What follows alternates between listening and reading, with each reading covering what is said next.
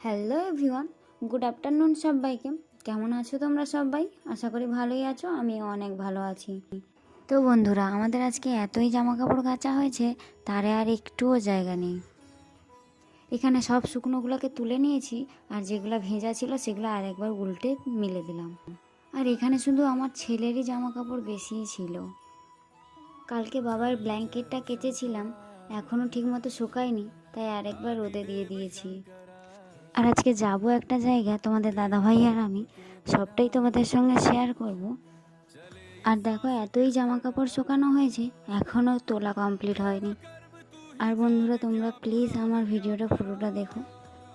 আর কে কোথার থেকে দেখছো অবশ্যই কমেন্টে জানিও। আর হ্যাঁ, লাইক, কমেন্ট, শেয়ার ও সাবস্ক্রাইব অবশ্যই করে যেও।